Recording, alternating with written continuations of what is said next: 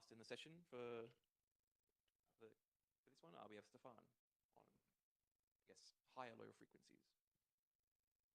Yeah, the higher end of the low frequency, or MWA anyway. Yeah, so I'm a research scientist here at CSIRO. I mostly work on ASCAP these days, but do have a few different MWA projects ongoing that I probably get a bit more carried away with than I should, but here we are.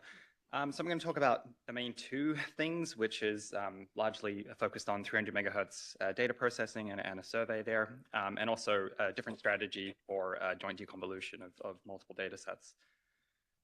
So starting with the first part here, this is really a very small extension to Gleam, as it's really just a single extra frequency at 300 megahertz. And otherwise, this whole survey is effectively identical to the main Gleam observing strategy, with the addition of a few extra declination strips, since the field of view is much smaller, and additional snapshots in between, just to cover the sensitivity a little bit better there. But it's all with the original phase 1 data taken a little bit after the original Gleam survey. There were no observations directly of the South Celestial Pole. You can point towards it, but it doesn't really work super well, and I'll show you why. But I'll talk about how to cover that as well. These data were never processed at the time or afterwards until very recently, for various reasons, reasonably difficult to work with, resources, all the usual problems that you might expect when trying to process a small addition to a big survey. But one enterprising individual, Jaden Cook, who's now also working at CSIRO, he did spend some time getting basically a proof of concept pipeline ready to really showcase that you can calibrate these data if you're careful. It's reasonably tricky. The primary beam does look kind of weird. The plots on the right there just show a couple of different pointings, one at zenith and one off zenith. And so you've got some really significant grading lobes that you have to take into account, and it's a bit of a challenge to get that right, unless you're very careful about your sky model, about how you're handling that during both the calibration stage and then also during imaging. You do have to worry about those grading lobes and all the bright sources in them causing problems in your main lobe. Now, I found some 300 megahertz data in the archive a couple of years ago and was kind of interested in processing it for a separate project. In fact, the project I'll talk about later on, but hit a very big wall, or a very strong wall, I guess, in processing these data, as they were just not really as easy as the lower frequencies. And so I sat down with Jaden for quite some time and got my pipeline working so that I could process it. It eventually worked. And then I found the rest of the 300 megahertz data and just kind of kept going and eventually processed the whole thing. And so the actual pipeline I ended up using is a modification of my current one, which is a bit of a mess. Generally, it's an awful bash pipeline. Don't look too closely at it, but it works mostly fine now, and certainly works for processing these data if you're careful. The actual strategy is, of course, similar to all the other continuum processing stuff we do with other surveys. All of us do mostly the same thing, just in slightly different orders and with slightly different bash, and sometimes Python, which is good. But the calibration strategy does end up a little bit different to what I would normally do, because the in-field calibration is a little bit spotty. It doesn't work as frequently as I would like. So basically, I just choose the best nearest in time calibration solutions I can and apply them and hope for the best. And this usually works pretty well. One of the big changes is also the additional flagging we have to do. At 300 megahertz, there's, usually around about 280 megahertz also, there's some real nasty RFI up there, and so there's a lot more flagging than we'd normally do in this. Actually, is almost over flagging the data, but it's required. Don't apply the same strategies to lower frequencies; you'll ruin your data. But they work fine at 300 megahertz. I didn't ever get self-calibration working, unfortunately, and this is mostly because to do that, you kind of need to image the whole sky. I think it's the only real successful way to do it with the grading lobes the way they are, and that's just computationally quite expensive. But the initial images look pretty good as they are, so I didn't figure it was worth progressing too much. Now, we do quite a few post-imaging corrections, mostly brightness scale related things. The bottom plot there just shows how the brightness scale varies as a function of time over the observations for one of the declination strips. So it's very wobbly, somewhat correlated to the calibration solutions used, but not entirely, so there's all sorts of other issues that go into that. But you can fix that quite nicely at the sort of post-imaging stage by just applying corrections to these. Now, I do a little bit differently. I do process the mosaics a little bit differently to how it is usually done for Gleam. Usually with Gleam and GleamX, you'd look at very large declination strips and make giant mosaics. I find those a little bit awkward to use, so I like the very small mosaic regions, and they're a little bit easier to manage for me. But there's good reason to do it, and that's mostly so that I can control the output image PSF and the resolution a little bit better, because normally when you're stacking or mosaicing, you have to degrade your resolution to match whatever the least common resolution size is, or you have to remeasure the resultant mess of a beam afterwards, which does work, but I think that's a little bit more uncertainty than I'm happy with. And so this process allows me to control that a little bit more. Obviously, this wouldn't work super well at low frequency where the field of view is huge. You'd end up just including all the same snapshots in every single mosaic, so it would be a bit pointless. But for the smaller field of view we have here, which is about 15 degrees or so, it makes a lot more sense to me to approach it in this direction.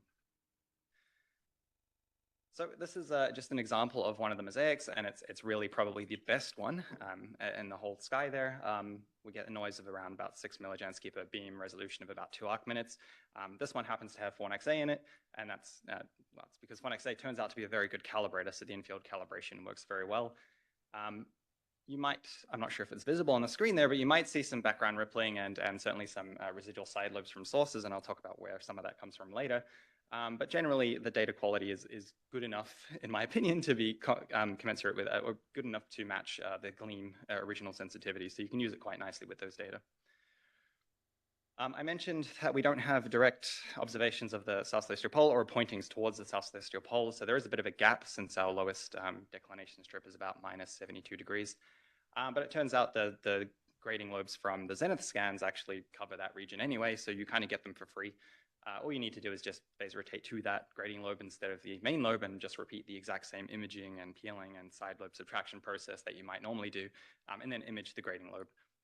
Those images are significantly less sensitive, around about 30% of the main lobe sensitivity or so. But there's a lot of coverage, so you kind of add it all back up. Resolution's low, but it's fine. Most of the resolution's low, so it's not a huge problem.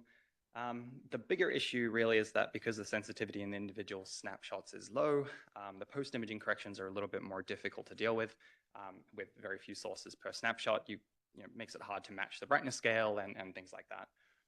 But generally, this works pretty well, and we end up with well, a full sky covered. And that's just an example mosaic there, well, an image of the SCP mosaic. One of the main downsides, really, of this grading lobe imaging process is that we do end up with a bit of a decrease in sensitivity between the SCP region itself and the next highest declination strip. We could probably try and find a side lobe or a grading lobe that fills that in, but I think this is probably fine enough for what we're doing here. And so that's the full survey completed. We have about 300,000 sources, about median 9 millijansky per beam noise. So the plot on the left just shows the distribution of noise across the survey. You can see some very splotchy regions, which are not super nice.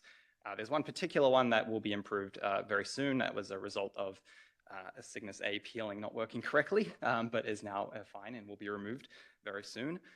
And then on the right there, you've got some plots just showing the resolution and how that varies over the sky as well. So it's a bit patchy. Some regions are going to be worse than others, but in general, we have a full coverage to mostly decent enough quality, I would say. Now, anyone who was at the project meeting last year might recognize most of this content because it's almost exactly the same as it was last year. And you might wonder what I have been doing for a year and why we don't have this released yet. Well, there is a single line in my slides from last year which kind of highlight a problem that we encountered, and it is brightness scale fine at highest NR. So bright sources looked really good for the most part, but faint sources didn't. Faint sources looked too faint, and so this here is just comparing the 300 megahertz flux densities to the extrapolated flux densities from the original Gleam, and you can see that's not ideal. This should be much higher up for the faint sources. And so we spent a very long time trying to work out what this issue was. And I tend to turn to simulating data to work out what problems, where they come from. Simulations, I think, help to isolate various problems, particularly between calibration errors and more like imaging errors. And so I spent some time simulating data. And the first step was taking one of those mosaic regions and simulating effectively all 300 snapshots that went into one of those mosaics by injecting basically our 300 megahertz catalog, but a simplified version of it, injecting some realistic noise, and then re-imaging and remosaicing, and then just seeing what the output flux densities of those sources were compared to their input flux densities. And it turns out that you can recover this, where you can show this exact same effect with our imaging and mosaicing strategy. So that's a problem. So we tried to correct this by fitting a functional, a sigmoid function to these offsets, which is what that green line shows. Hopefully that's visible. Sometimes the green is a bit tricky. And if you apply that to the measurements in the catalogs, this actually works pretty well to give you sensible values. But the problem is, when I started doing this in different mosaics, this effect varies quite significantly between about 0.5 at the lowest end up to 0.9 at some of the better mosaics. And so a single correction for this doesn't work super well. So we kind of wanted to go back and work out what the actual problem was and fix it. We can rule out a few issues like calibration or anispheric problems through the simulations. We don't simulate anything like that, so it's very unlikely to be the problem. There's a separate issue where when we're stacking our data, we have a very significant contribution from residual emission that isn't cleaned. And so if your dirty beam is very different from your clean beam, then you might end up with a different measurement of your flux density. But we did a separate test to rule this out. So it might highlight something like clean bias, but simulations are fairly consistent with this, but we do see something slightly different to this effect. And so we ended up expanding the range of tests we did, mostly trying out different gridders, different mosaicing software, and things like that. But the one thing that really highlighted the problem was different clean thresholds. So if we clean too deeply, and if we don't mask carefully, then this is what happens. Effectively, we are cleaning noise, and that's it. That is a kind of unfun conclusion, but that was it. We were cleaning too deeply, and that resulted in our faint sources just dying on us a little bit. And so I spent some time going through and working out what a good cleaning approach would be. So we are using WS Clean typically with an auto mask and an auto thresholding procedure. So our thresholds were a little bit too low. Raising them up works pretty well, but your image quality doesn't look as good. Or you can just create a mask in a more traditional way by drawing little boxes around your sources based on your sky model. And actually, this approach ended up working quite well. So the end result of that was to reimage the whole survey. And so that's why we haven't gotten a data release yet, but that is now mostly done.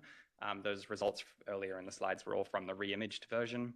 And you can see that when you apply the sort of different imaging approaches, you actually end up solving this problem quite nicely. And so particularly when you use the sky model as a mask for your cleaning, the weird decrement at low brightness goes away almost completely. And so that's kind of where we're at. And then you can start looking at all your fun sources again without worry for underestimating your faint sources. And so I've gone through and also done a bit of a cross match between GleamX and RACS, the Rapid ASCAP Continuum Survey, which I normally work on. And while an extra 300 megahertz data point is not a huge addition, there are some fun spectra which do show up that are a little bit more interesting, where that extra data point can be quite cool. Usual pulsar culprits and flat spectrum sources and whatever the heck that is over there. But that's where this 300 megahertz Gleam project is at. Data processing is, the re-imaging work is just finishing up those broken Cygnus A peeling fields, but that should be ready within the next few weeks too. Really? Wait, what's the time?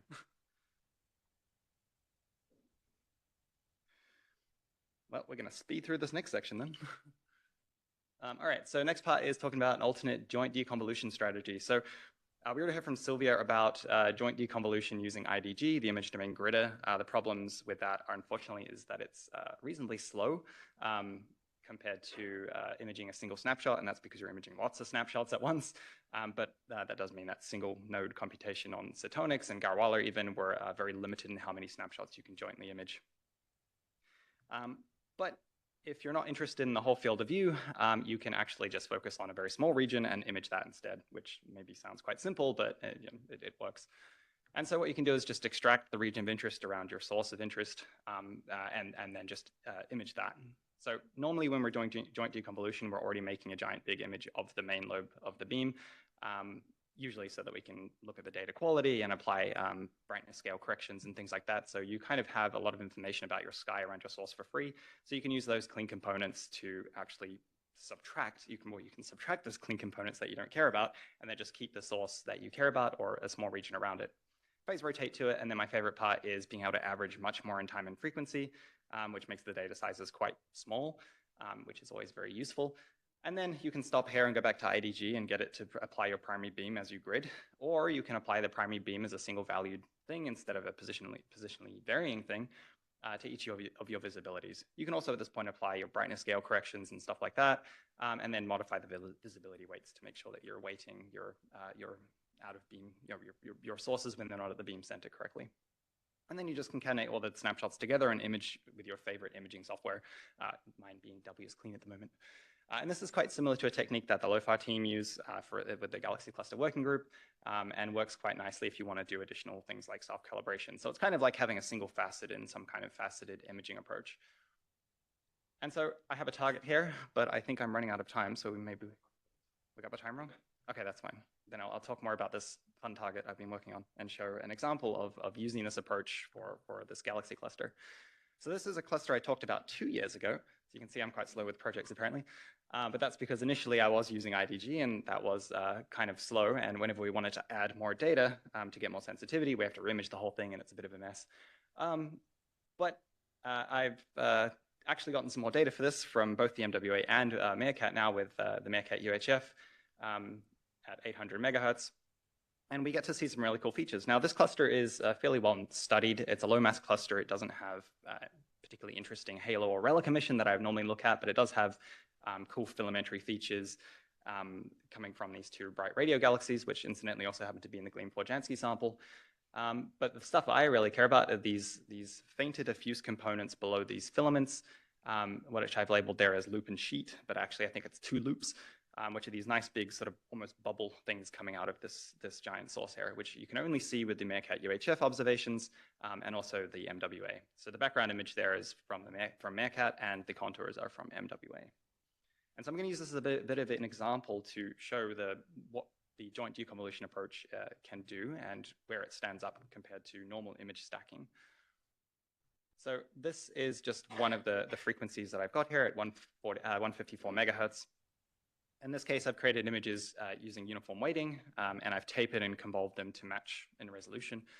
On the left is using the standard image stacking approach, so imaging each of the 2-minute snapshots, primary beam correcting, and then mosaicing or doing a linear co-addition using primary beam and noise as weights to try and optimize the sensitivity as much as possible.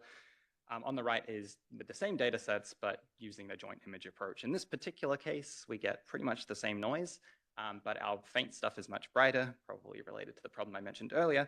And so we end up with a fairly nice data set there.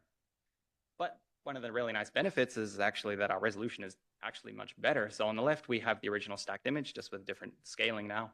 And on the right is the original uniformly weighted jointly imaged data set. Now, the noise isn't super great, obviously, because our sensitivity to small angular scales isn't that high because we actually don't have that much UV coverage there. But it allows us to actually get to these kinds of resolutions. This is a 20 arcsecond difference here, which is quite nice if you're caring about some of the more finer structures in that radio galaxy. But the really cool thing, of course, is combining the different data. So that was all just phase 2 data by itself. If you want to combine data from different configurations, this is really, these kinds of joint deconvolution approaches are the only proper way to do it, I think. On the left there, again, the stacked image middle, the joint image with phase 2 data only. And then if you add a similar number of phase 1 snapshots, you get a lot more sensitivity for your very faint, diffuse, larger scale objects that I tend to care about. Of course, the phase 1 data doesn't give you a huge amount of extra information on that resolution, but for the finer structures, of course, because it doesn't have that information, but it does give you more information for the larger scale structures. And again, at a different weighting, just to sort of highlight the diffuse stuff a little bit more. Now, of course, the whole point of doing this, and the reason I've been focusing here on this particular cluster, is because I like to be able to combine these MWA data with ASCAP and Meerkat, being out sort of low frequency, low declination, that's the one. Southern hemisphere, higher frequency counterparts that allow us to look at these kinds of sources in an interesting way. And I like to look at sources, look at the spectrum, the spectral properties in a resolved way. And normally with MWA for these kinds of things, that's a bit tricky, but when we get to a slightly higher resolution through joint deconvolution like that, we can actually start looking at point-to-point spectral indices. And in particular, this loop region is very steep, which you can tell just from integrating the flux, of course, but here we can see that the actual spectral index doesn't vary a whole lot over the source, which does tell you something about it, and probably it means that it has the same injection site, which is kind of interesting. But this kind of stuff is not really possible with image stacking, or at least it's much more annoying with image stacking, because we'd have to image the whole data set again with a minimum UV cut and with specific imaging settings to match our Meerkat data. And that's just an absolute nightmare if you've got a couple of hundred snapshots to do that on multiple times. And so I'm still quite early on in the analysis of that, so not much more than that for now. But I am kind of curious to see what other things we can do and what kind of science you can kind of start looking at with these kinds of joint imaging approaches when it's a little bit easier than having to get IDG to work. Obviously, this only works for a very small field of view because you're assuming your A-term corrections are basically position independent. So if you need a large field of view or a survey, then IDG is the go-to at the moment, of course. But a few different targets you can look at are things like clusters, star-forming galaxies, and I'll show a couple of examples of that, and giant radio galaxies as well. The other thing that is quite nice is that even if you don't care about extended sources, if you just want a little single target point source, then this is still a nice approach to look into because you can average your data a lot more than normal if you've subtracted all the sky you don't care about. And so if you need to archive your calibrated measurement sets, for instance, you might want to consider something like this to save on space. And just a couple of fun spiral galaxies. Chris Risley, your principal scientist, is working on a few different things using this technique. And one of those is this nearby spiral galaxy, NGC 1313. And again, this is combining Meerkat ASCAP now as well and MWA to look at the resolved spectral properties. And again, very early in the project, we're only just gotten this technique actually working properly. But showing that you can actually look at these things in a resolved way, which is nice. And one of the cool benefits of the joint deconvolution like this is that you can actually do compact source subtraction a lot more easily as well. Compact source subtraction on snapshots doesn't work super well. And so being able to do that here is one of the sort of major benefits. And finally, some other work by Sheng Tao at Yunnan University, who's now a PhD student. He's working on originally NGC 253 and a few other nearby spiral galaxies as well. Originally focusing on the ASCAP data products, and he spent a long time tidying up some archival ASCAP observations of this spiral galaxy. And we figured it might be interesting to see if we can include the MWA data too. So we can actually look at, again, resolved spectral properties of these things at fairly reasonable resolution here. It's around about 45 arcseconds, I think, maybe 50 arcseconds, which is certainly quite nice to see. And so I think that's it. Yes, that is it. Two parts here, which are loosely related. 300 megahertz data processing, mostly going well, but we did identify a fairly critical problem that I wanted to fix, and so did. On track to publish it, though, later this year. So you can expect to see those data available soon. And I just want to highlight that when we stack images in the way we do start highlighting certain problems that you might not normally see. We can't see this at all in individual snapshots. It's not really until you boost the signal of these faint sources that are not clean that it really becomes an issue. So you have to be a bit careful. And the second point there is the joint deconvolution work, which actually helps avoiding that particular problem unintentionally. But it's also quite nice as even just a method of reducing data sizes of targets. If you need to publish your data and store it on an archive so people can use it, maybe consider something like this to not have to worry about storing giant data sets. And I'll end there.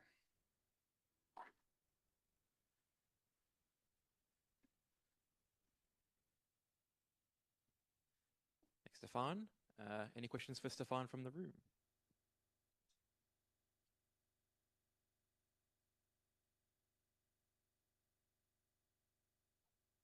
A quick one, because so far I have not had luck in calibrating this band, which you are happily doing and even detecting one of my favorite pulsars. But I noticed that in your plot it was like a pretty major outlier. So is it there's a calibration issue, or is it like a multiple snapshots, or? Sorry, which that one. Oh, so this is yeah. Sorry, I went through this kind of quickly, but that's all right. These are all. No, this one, next one, the one you have 0437. These are all after creating the final catalog, which is done after doing mosaicing with all the snapshots. So this is the final combined data product. So it's from all the snapshots combined. So this is I mean, this is after applying all the brightness scale corrections and calibration, everything else as well. Yeah, but what I'm asking is the 300 megahertz point is like a pretty off. Sorry? Yeah, it could be scintillation. We know that it varies, but that is why. But if you are stacking, you are presumably. Yeah. So it'll be an average of a few hundred snapshots together. Yeah. For sure. Well, Yeah. that's just a few hours, right?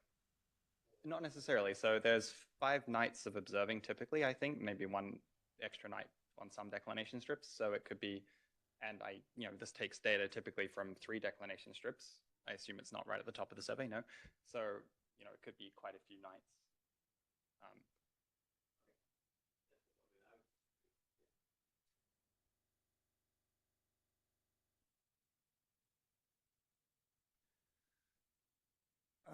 Hi, comment, and then I have a question. Really impressive to see the job you did on the clean bias issue and the fact that you were able to identify it and solve it. My comment is that, well, we've known about clean bias for a long time. Most people have ignored it. So very impressive that you didn't. And my concern is that many other people are. They just process the data without thinking, and you clearly have given it a lot of thought. My actual question, however, is that very first thing you mentioned of getting an image of the South Pole by using the side lobe sitting there. Now, stationary RFI generates image signals which all land at the South Pole. So did you see a lot of RFI in that South Pole image? I don't think you see any like directly at the South Pole, but you definitely have these rings. I'm not sure how clear it is in that image there, but if you blow up the scale of it, there's definitely rings radiating out from the South Pole, which I assume is... That's probably RFI, yeah. Which doesn't get flagged at any point, but it only shows up once you start stacking things, I think. It's hard to deal with. Was there one up the back or? Similar, okay. Yeah. Any other questions in the room?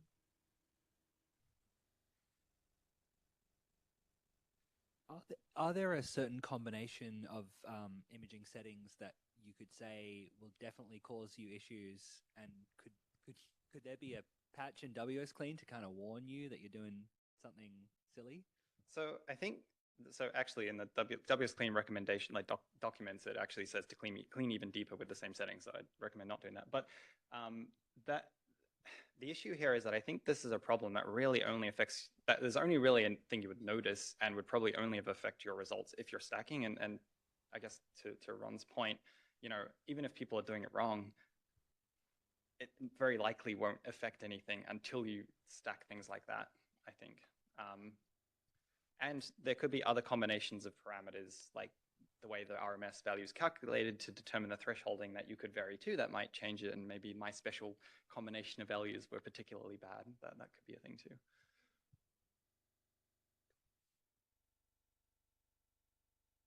I might squeeze in a quick one. Going back to the ABLE cluster, I'm not sure if this is one that International LOFAR has seen or not, but I don't know if you have seen any of the International LOFAR images of the ABLE clusters with the really nice resolution, lots of the filamentary structure and everything. Have you compared, or is this actually one of the LOFAR images, or is it? No, so this one actually is detected, does have a LOFAR image for it. And in fact, Larry Rudnick's paper from 2022, he published the unpublished lots product from this before it was part of the actual survey. It's not great because this is a degree below the equator, and LOFAR with only 2 pointings there for lots doesn't do a super great job, but you can actually detect, the filaments are still kind of there. They're washed out a huge amount, but LOFAR can actually see some of this the diffuse bit if you taper it really crazily and do stuff like that, but you won't see super great detail. But yeah, normally LOFAR images are great, for sure. I do agree with that point. Are there any that are in sort of shared space between LOFAR and MWA that you could actually compare with? Yeah, it's tricky because above the equator, MWA is not super great for this stuff, and then below the equator, LOFAR is not good for this stuff. So I can't think of any off the top of my head that would really showcase the ability of both instruments well. that's it for the session then. Can we all take the time once again?